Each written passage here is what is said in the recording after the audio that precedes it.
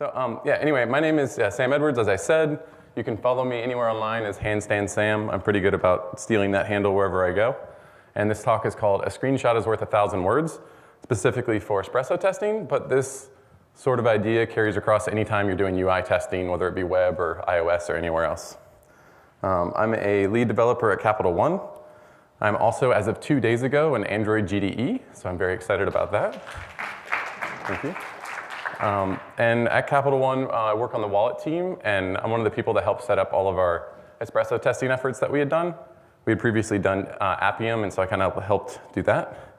And all the opinions in this talk are my own. So a quick poll, raise your hand if you've done testing. All right, and keep it up if you've done Espresso testing. And keep it up if you've done Espresso on continuous integration. And anybody done screenshots? All right, good. We're all here for a reason, but I'll have to talk to you later. So I'll just do a quick what is Espresso, so anybody that hasn't done it can know what it is. I will talk about screenshots, why we want to take screenshots, how, when we want to take screenshots, and what is the cost of actually doing them. I'm going to talk about how we want to get screenshots for free and like a trick to do that, and then other tips and tricks. So this is a little bit of a condensed version. So this is 25 minutes. There's a full version that I did at Droidcon New York City, so if you want more details later on, feel free to talk to me or to check out that version online. So luckily, we don't have to watch a Nicolas Cage movie. We're going to do Espresso in 60 seconds. All right, what is Espresso? It is a library provided by Google for Android UI testing. It's built on top of the Android instrumentation framework, and it's aware of the idle state of your application. Idle state means that nothing's actually processing in the app. You kind of come to a state where the phone's now in idle state, and now you can check something. And this is very important in UI testing because you want to wait until it's done processing everything, and then at that point, check to see what the screen looks like. Because it is aware of idle state, it is very fast. Not only that, but Espresso is easy to read and write. There's 3 things you need to know when you're doing Espresso. First, you find a view. So this is any element on the screen, any box up there, whether it be a text view, a list view, anything like that, and there's view matchers to help you out on that. So you find this view, you now have a view match, a view itself. Then on that view, you can do 2 things. You can perform an action, being like a click, or typing text, or scrolling, or you can do an assertion where you can go ahead and make sure that it's visible, or it's not displayed, or something of that nature. So that's Espresso. Actually, Espresso is really easy. It's just these 3 things. But there's a lot of complexities that go into set up Espresso tests and then with screenshots. So we'll go into screenshots in this. Another challenge that you find with Espresso testing is disabling animations. It's not hard to do, but it's definitely a gotcha. If you're getting started, make sure that you disable all the animation scales on your device. Otherwise, your test might fail because it's not ready yet. And as I said, Espresso is aware of the idle state of your application. So never use thread.sleep. That basically means, hey, application, you should wait for 10 seconds, because I think that's how long the server call should happen. Instead, there's a thing called an idling resource that you can use. And there's also things, you can also leverage the async task thread pool, which is on Android, because the Espresso framework knows to wait for anything in the async task thread pool. And idling resources capture anything else that's not part of that. So if you have any action you want to wait for before you do your Espresso testing, you can create a custom idling resource. But never say wait for 10 seconds. It's something that will get you in a trap, and your code will get a lot slower that way. OK, so we're all here for screenshots. Why do you want to take screenshots? I have 3 main reasons, and I'm going to go through each one of those. Number 1, you want to see what's being tested. This is a UI test, so obviously there's user-facing things that you want to see. Right now, if you run your Espresso tests, it's going to look like this. You'll have your console output, and it's a UI test. That's great that it passed, right? Like, that's important in continuous integration and so forth, but you really want to know what is happening in your tests. So if you run it in Android Studio instead of via the command line, it has a nice little way of showing you what the class was and then what the name of the method was that was tested. However, you still don't have much context. It's just a prettier way of displaying that console output. I recommend, if you're doing a lot of tests and you're running them, to use a reporting framework. This is a screenshot from Spoon, which is one of the reporting frameworks out there. And then you get a little bit better where you have the method name, and then you have logs for the device and maybe screenshots if there are any. And if you actually do have screenshots, it looks like this. So this is a test for the welcome screen pages.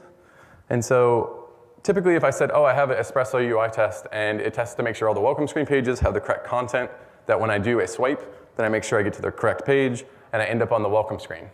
This is not something too crazy, but it's something that you want to make sure works in your app. And if you have screenshots taken along the way, and you can see those when your tests are executed, you know exactly what that looked like. So you can see what's being tested, and that means anybody else in your team can see what's being tested. Number 2 is diagnosing failures. Espresso testing, as I said, is easy when you write the code like that, but it's complex when you get into it. So trying to figure out why your Espresso test fails is very important, and screenshots can help you diagnose failures. Because just like before, when a test fails, you get more console output. And it's very detailed. It's probably 1,000 words of console output. But if you actually had the screenshot to go along with that console output, you can compare the two together. So in this case, the test failed because I was expecting all capital words or capital letters for the word done, but it wasn't. So it had an assertion failure, and it went ahead and did that. So, I see why it failed. If you want to do screenshots on failure, it's so simple in Espresso. All you have to do is use the Espresso's global failure handler. So you say espresso.setFailureHandler, and then you go ahead and you provide an implementation that says, when there's a failure, take a screenshot. That's pretty simple.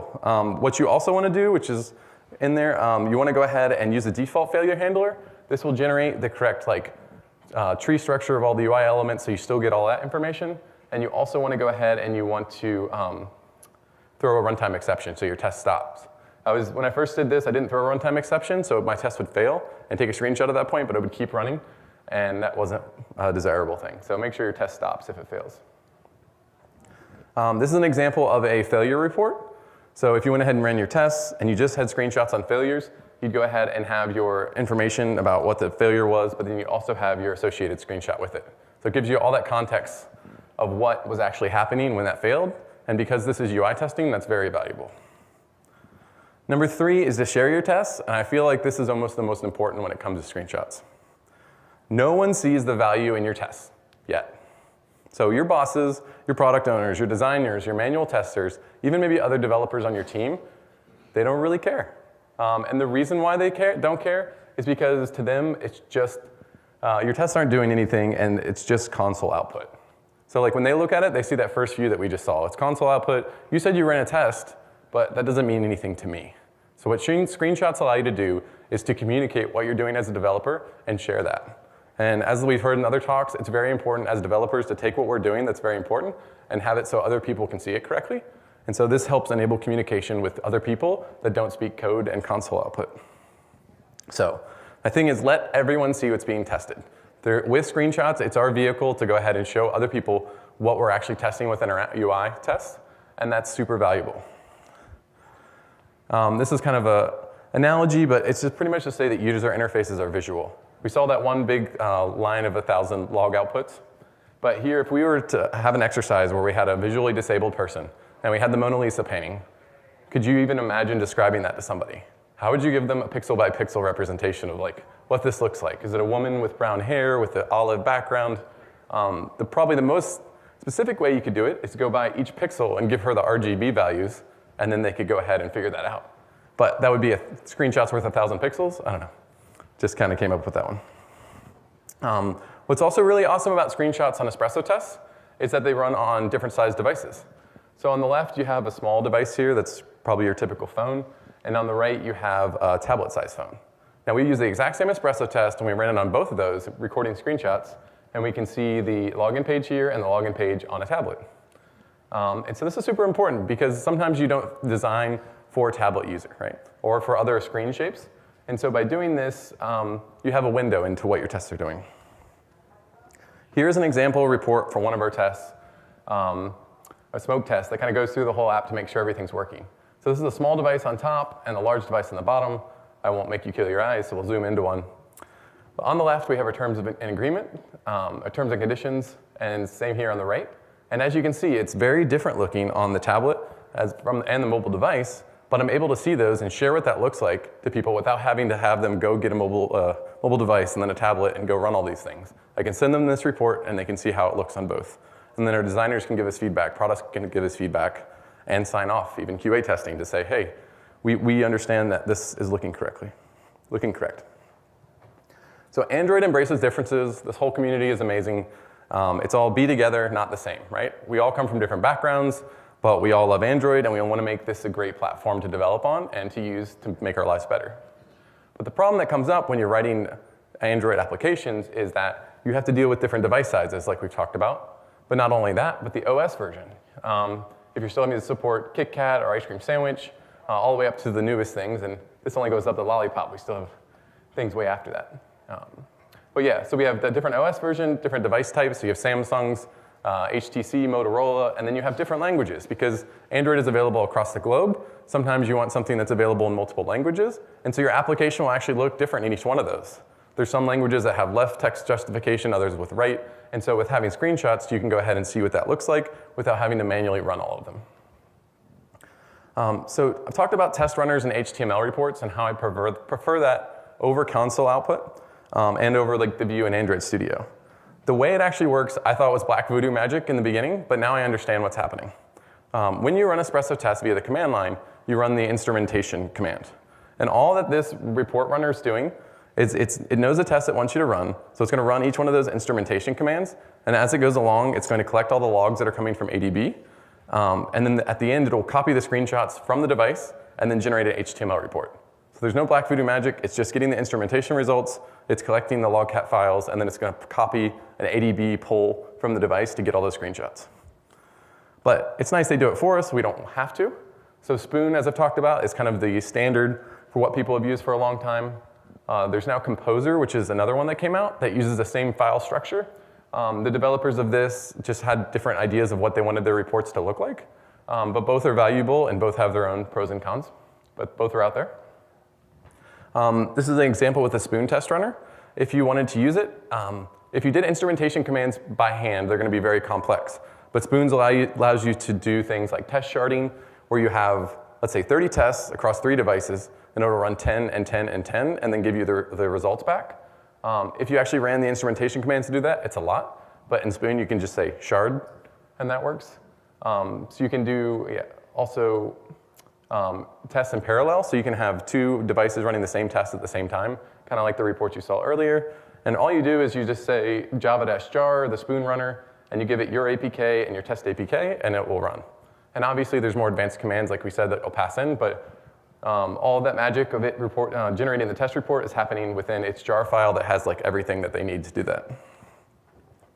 Okay, so we talked about how we want to, we've talked about why we want to take screenshots and why it's important, but how are we actually going to do it, right? I can't just talk about it if we don't say how we're actually going to get this done. And so there's 3 libraries that are out there right now that are primarily used for actually taking a screenshot on an Android device. Spoon comes along with one. Falcon is another library, and UI Automator is here. This slide is here to show the visual differences between each one of them, because this is actually the same exact screenshot across all of them, or the exact same state in an Espresso test. However, you do see that they're different.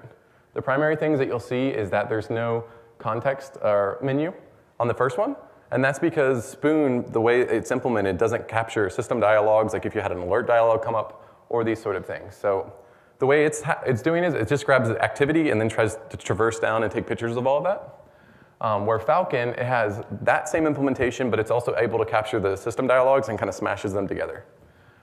So what I'm going to do is just kind of get rid of Spoon, because if I take a screenshot during my test saying it failed and it couldn't find the refresh item, and it gives me this screenshot, I don't have the context of what I wanted. So while it is valuable and it's like a more simple implementation, it doesn't give me the information I needed, so as far as I've gone, I don't use that implementation. UI Automator is available as part of UI, so it's available from Google, but it's only available from platform 18 and up. If everybody's in a dream world, we're all developing in Lollipop and up, but we're probably not. So UI Automator is great, and it actually captures, if you see small details in the very top here, that you're connected on 3G and the time of day, as well as the virtual buttons on the bottom. So these are something that Falcon doesn't get because it's only still interested in our part of the application. I kind of like that though, because I don't care what time of day my tests will run, and the virtual buttons I know are going to be there. So I can kind of, if I wanted to, I could write a script to actually compare the 2 bitmap files to make sure that these were actually the same. So if you're going to use Falcon, there's a library called Falcon Spoon Compat, which allows you to use the same syntax that you would have used in Spoon, except you say Falcon Spoon instead of Spoon. So you just say take screenshot, you pass it the activity, and the tag, which is like how you want to label that screenshot, and it will go ahead and save it to the disk so that the report can pull that off. With UI Automator, you have to do a little bit more work because it doesn't know about Spoon's reporting structure. So you have to go ahead and take the screenshot and then actually save it to the file that you care about. As I said, this is only available in 18 and up, but this is kind of the way most people do it because you get everything. I'll show you a little bit later on that says maybe this still isn't the best because of performance reasons. Other alternatives you can use, which are pretty much the same implementations as we saw there, but packaged in a different way, are so if you're going to do screenshots on Firebase Test Lab, there's a tool that you have called Screenshotter Library, and that saves all the images on the Android device in the directory that they needed to pull it from. And there's also Fastlane Screen Grab. So that's a tool from the Fastlane stack that you can use. So if you were to write a typical Espresso test right now, it would look like this. You'd have a login activity test rule that launches your login activity. And what you do is you grab the field with the ID username, and you type the text SAM. Then you go ahead and on the view with the word login, you go ahead and perform a click. And then you'd assert that you actually got the home screen. So a pretty simple Espresso test. If we want to add screenshots to it, we can just say take screenshot coming through. So we enter the username, we're clicking login, and then the home screen was shown. So now I have context of when these things actually happen. But you have to do this in every single one of your Espresso tests, and so it gets very verbose. So as I mentioned, I'm going to show you a hack to get screenshots for free. And this is via a robot testing pattern. So kind of describing what that is you have all your tests on the left there, and you have tons of them that all kind of interact with your app.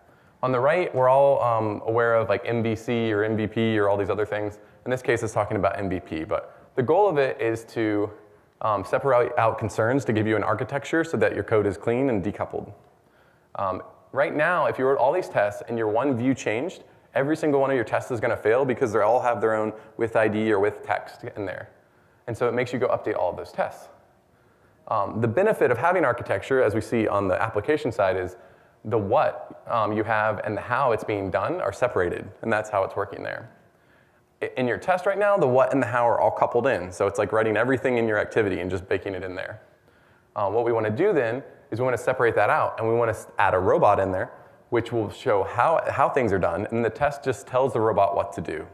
So the test itself is saying what I want to do, and then how it's actually be done is via the robot. So now we have a UI test architecture. The view is the only thing we can see from a testing perspective. Like we can't see your model and presenter because that's like inside of your app.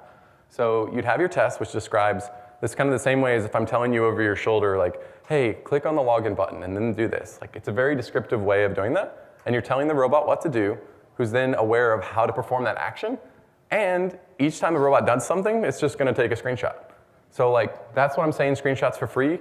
These actions are going to be performed by the robot, but it's also going to take the screenshot. So now you have all these tests. They're all using robots, and they're interacting with the views.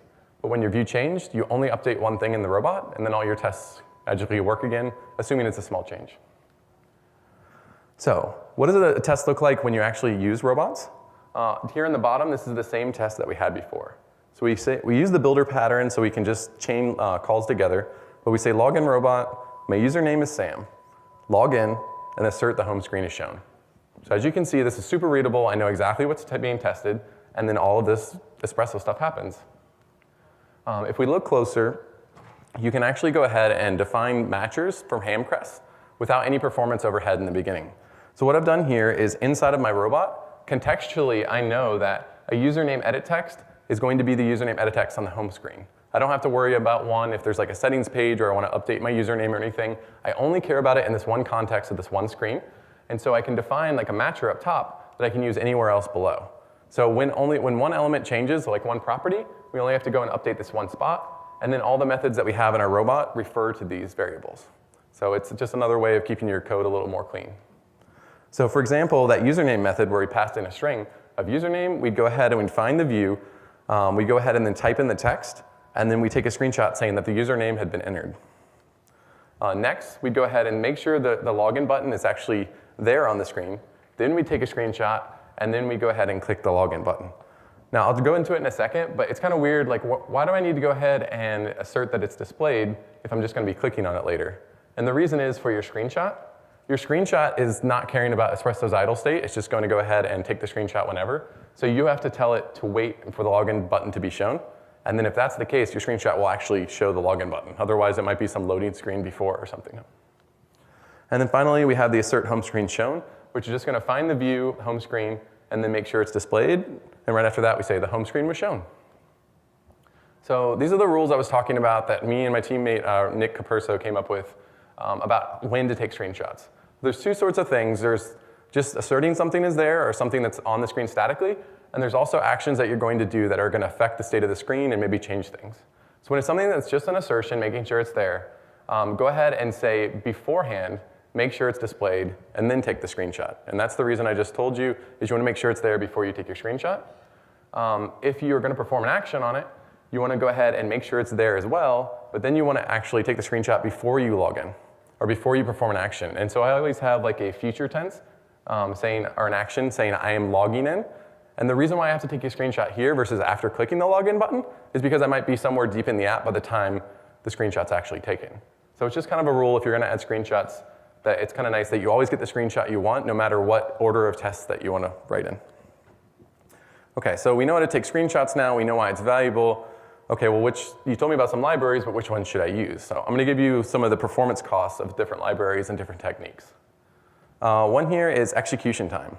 So I realized, and this graph might be a little weird, but the one on the left has no screenshots being taken at all. The second column is using Falcon, and the third column is using UI Automator. And then the lines that go across are the smallest device, a Nexus 5, and then a high-resolution device. So it's basically the size of the screenshot that we're going to be taking. But what you can see is that Falcon is always a little bit faster than UI Automator. And I say a little bit, but if you look in this case, it goes from 15 minutes to 19 minutes on this top line. So that's a 4-minute difference in a 70 test that were run. So that can actually add up. So even though you don't get the soft nav and you don't get the title bar, Falcon's pretty nice. Like it could be, it's up to you, but that's just something to know. Your report size, no screenshots on the left, and then you have the Falcon and then UI Automator. As you see, the size is exactly the same. It's the same exact resolution on the screen. It's just the amount of time that it takes to create that bitmap file. So when should you take screenshots? Like we've talked about how you can do it, some benefits, but I would recommend always take screenshots on failure, but don't always take every screenshot. So by default, if something fails, take the screenshot and then you have that context. But otherwise, you saw that the performance overhead here, if I go back, it kind of shoots up as I take screenshots, right? I wouldn't recommend taking them all the time.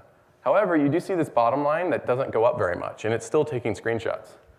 It's actually running an emulator on MDPI resolution, and that makes the screen like a lot smaller, right? So there's less pixels to capture.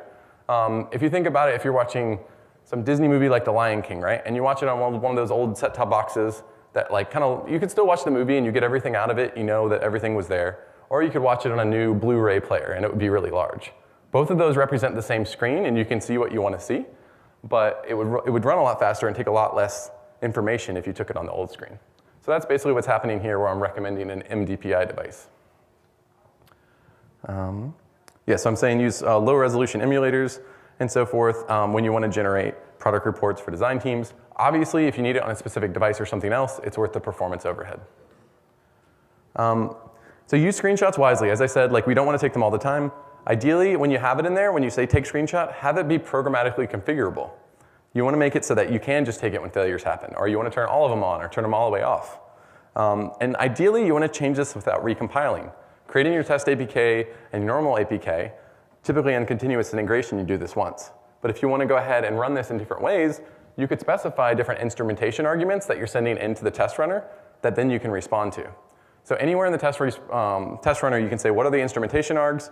And in this case, we use one called screenshots, true or false. And depending on that, we know whether to turn screenshots all the way on or all the way off. So Nick and I have been working on a project called Easy Screenshots. We haven't been able to open source it yet, but we're working on it right now. It is coming soon, and let me tell you what it's going to have. And hopefully it would be like end of year by the time it's out. So you'll get screenshots for failure for free.